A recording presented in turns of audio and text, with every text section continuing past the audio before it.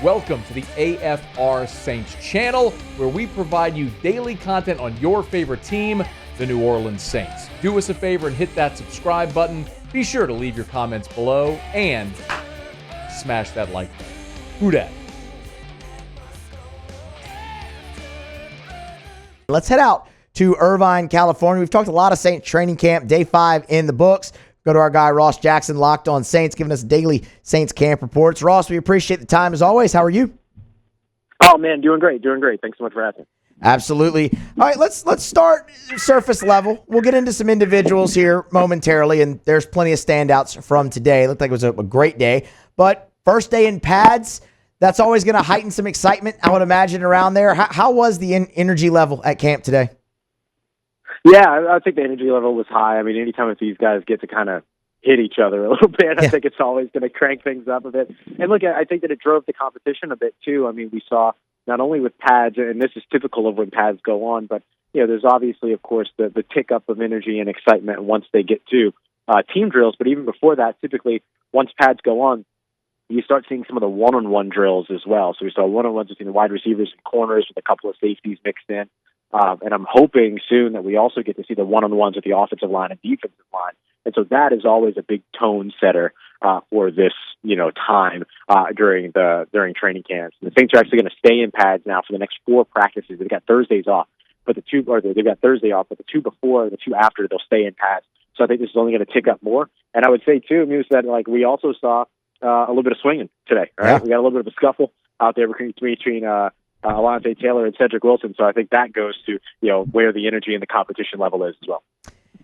Mason Tipton, that's where I want to start when we look at individuals, because, I mean, it feels like really since camp started, you've heard his name a lot, but Ross, especially the last 2 practices, he's making the play of the day on Saturday. He's beating Alontae Taylor in one-on-ones on Monday, as well as another long reception. What have you seen really from Mason Tipton that has just caught your eye the most? Yeah, he was the only other receiver outside of Chris Olave that went perfect today on those one-on-one drills as well as a wideout. So he has been the only other receiver outside of maybe Olave and Rashid Shaheed that has put together and strung together multiple solid practices and solid showings and outings. The thing that we have to look at here is this just another training camp stud that isn't going to be able to translate to the NFL game once things get going full speed and, live bullets show up. And so I think that's going to be the thing that is going to keep people from maybe pushing the excitement, a little bit too far. But so far, the thing that I like about what he's showing is that he's not just a one-trick pony. He's not just a one-dimensional guy. He's not just that big deep threat. He's made some nice plays in terms of route running, coming back towards the football, has attacked the middle of the field as well, has also been able to contribute on special teams as a returner. That was the thing that kept one of the things that kept Emmanuel Butler years ago, a former training camp standout, off the roster, was him not being able to contribute on special teams.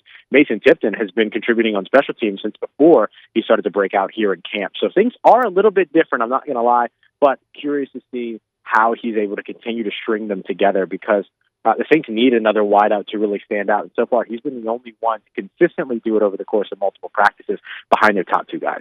Is this at all surprising what you're seeing from Tipton? I mean, because I think back to rookie minicamp and OTAs, and the name we heard wide receiver-wise was a lot of Bub Means. I mean, is this a newer emergence from Tipton, or were there flashes in minicamp and OTAs as well? I'd say that there were moments for him in particularly OTAs and mandatory minicamp, but I think really this has been kind of a coming of age for him almost. Kind of a coming out party for him because it's just not been seen to this extent. In fact, I think, thinking back to OTAs, minicamps, and stuff like that, the drops were a thing for him on a couple of occasions. And so that always kind of, colored whatever the tint of glasses needed to be in those moments. But this has really kind of been him showing up and showing out in a way that's unique and specific. He's grown a lot, I'm comfortable saying, since those earlier off-season workouts. How encouraged are you by what you've seen from Chase Young the first 5 practices? Well, look, dude, I don't know how many players show up, take 3 snaps, and they're the lead for everyone's stories everywhere. I mean, he's everyone's story on television. He's everyone's story on their podcast. He's the lead on the articles and the observations and breakdowns of practice and everything like that. There's not a lot of guys that are going to do that. But Chase Young absolutely did. He took 3 snaps today with varying teams and won 2 of those reps big time, walking Landon Young back, as well as blowing up newly added offensive tackle Jesse Davis, who, albeit, is still getting adjusted and kind of got taken by surprise a bit by what Chase Young really had. But even beyond what he did on the field, I got up close and personal with him and Cam Jordan when they were kind of when the defensive ends were running through some sled drills, and him just taking coaching from Brian Young, the team's pass game specialist, him taking coaching from Cam Jordan shows not only is he interested in trying to, make these plays on the field, but he's working to develop and add to his game. And we saw one of the things that Cam was kind of helping him out with was how to, stand up an offensive lineman and win that leverage. He then turned that into a phenomenal rep up against Landon Young. So you saw immediately him translating some of these tips and adjustments that he was getting from Cam Jordan into success on the field. And I think that speaks just as highly as what the 2 of the 3 wins in the reps mean. So what can his role be with this team, Ross? Because now it's getting exciting, right? I mean, you look at it and you see a former number 2 overall pick, guys who's 25 years old. He's just an absolute athletic freak. Like the first thing anyone ever said about him was, well, he's a lot bigger than we thought he was. I mean, and now you see him, and Dennis Allen's telling you the timeline got accelerated. He's kind of ahead of schedule. Carl Granderson looks entrenched, but after that, I mean, you got the veteran in Cam Jordan. What is the role potentially for Chase Young on this team? I think that's the exciting part about this, or even more exciting part about this, is that there's so much that they can do here. Because not only can you have Chase Young rotate in and out for guys like Carl Granderson and Cam Jordan, thereby allowing them to be even more rested come the fourth quarter when you really need your pass rush, maybe in a game-winning situation or something like that. But on top of that, you can put all 3 of these guys on the field together in obvious passing downs if you want to, which I think has a lot of benefit. And then you can go even further than that, not to get too into the weeds, but let's say that you're going up against a team one week that has, a third-string interior offensive lineman, put Chase Young in front of that guy, but then the next week, let's say you're going up against weak tackle play, put Chase Young in front of that guy, and you can move him around as much as you want. And you can do that with both Cam Jordan and Carl Granderson as well. So it just gives them a lot of options. The other thing is that his reputation will precede him every time that he hits the field. Teams are going to want to game plan for Chase Young. And so if they end up double-teaming him, it opens up opportunities for the other guys in the D-line to be able to win those one-on-ones. Or if they decide to double-team on the interior, you have a guy like Chase Young who can win those one-on-ones, much like Carl Granderson, much like Cam Jordan. So I think that that's the other piece. And he's a good run defender, too. I don't want to go without saying that, because I think that ends up allowing you not only to be able to rotate Cam Jordan and Carl Granderson off on pass rushing downs, but you can also rotate them off on run downs, which allows you to give them even more rest, keep those legs fresh going into the fourth quarter. Talking with Ross Jackson, host of the Locked On Saints podcast. Get subscribed if you have not already. He's on Twitter at Ross Jackson Nola, with us on AFR Daily here during training camp for a little camp report. Ross, everyone's been asking ever since, mini camp, OTAs, what can you take from the offensive line? What can you take from the offensive line? And the answer is always, well, let's wait and see him get into pads. Well, Ross, they got into pads today. What did you take from the offensive line? Yeah, I think that we finally really got to see the run game find success with the padded practice. It finally looked like holes were open and that, running backs actually had places to go and lanes to go. It wasn't just, are these players where they need to be? It was actually opening up the development of the play. So I thought that I liked what I saw from the New Orleans Saints offensive line, specifically the first team offensive line, which is where I put kind of the most of my focus. Those are the guys that are expected to hit the field in 2024. That's who I want to watch. It looked like Trevor Penning looked comfortable there. He had a really nice run rep up against Cam Jordan. And then we saw, other reps for Taliesin Falong, a really good hands fighter with Chase Young over on his side with one of his reps.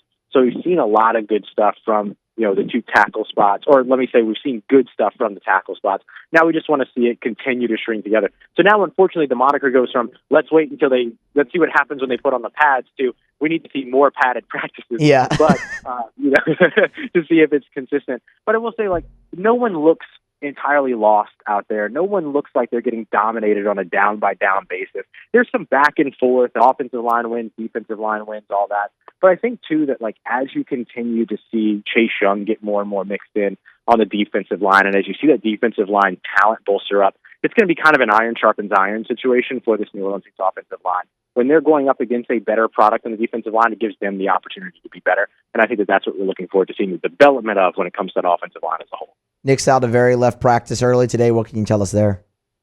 Yeah, so it was a calf injury for him, which is something that we've seen before. No indication on whether or not it was serious, but it seems like something that will probably at least keep him out for the next couple of days, I would imagine, just based on the rhythm of what the Saints have done so far throughout training camp. I don't think that there's any examples of anyone leaving and being back the very next day, but typically maybe 2 days later, we've seen guys like Shane Lemieux come back out on the field, Kendrick Miller come back out on the field, stuff like that. So we'll see if that ends up being the case for Nick Saldiveri. But this is an important week for him. This is like I said, they're in pads for the rest of this week. And we were just talking about the offensive line and needing to learn about them, and this is the week to learn about them. And you've got a veteran that you're competing with, and a guy like Lucas Patrick who has starts at your position. He's got to be out there on the field. So ideally, he's able to get past this pretty quickly, get back out there, and be able to continue to compete. But with him out, they've been continuously looking at Lucas Patrick, who just brings a ton of energy. He's Ric Flair wooing all over the place during practices when there's a big run and all this other stuff. He just brings a lot of energy. So there's a lot of value for what he does, not just on on the snap basis, but also the energy that he brings to the offensive line. I don't know if we've seen a really vocal offensive lineman on this New Orleans Saints roster for a while, but it's nice to see that from a guy like Lucas Patrick who brings some energy. I know you mentioned Jesse Davis going up against Chase Young. Did anything stand out about the 3 new guys they added, Ankrum, the Davis, and Brewer? Yeah, not so much. I mean, these guys are kind of buried in third-team reps or the kind of fourth quarterback reps when they throw Peterman in there and everything. And so, outside of Jesse Davis getting beat on that one rep, that's an unfortunate way to be seen. But for the most part, these guys are just kind of, helping to execute and stuff like that. So I would say no news is good news on the most part for them, but they are going up against, a lower talent level in terms of the rotation and things like that. Outside of the one time that Jesse Davis just unfortunately drew the second overall pick a few years ago, typically they're going up against like the guys that are buried a little bit deeper. So nothing too standoutish about them yet, but that goes for not only the negative, but the positive, or goes not only for the positive, but the negative as well outside of that one rep. Ross Jackson, Locked On Saints. Ross, what's coming up on Locked On Saints that people need to look out for?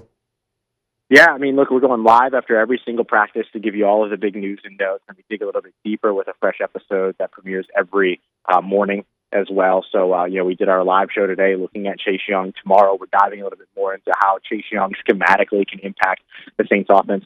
Still waiting for that other wide receiver behind Chris Olave and Rashid Shaheed to elevate, to kind of stand out more consistently. What do the Saints do if they can't find anybody? We try to answer that question. And then also looking at the running backs, because it's been pretty unique the way that each of these running backs has been utilized. But I think that the thing that's so interesting about it for me is how everyone's role is expanding beyond what you would expect. And that includes a guy like Jamal Williams, who a lot of folks thought, because he's kind of a between the tackles guy, he might be expendable. That hasn't been the situation. He hasn't been limited to just that here during camp.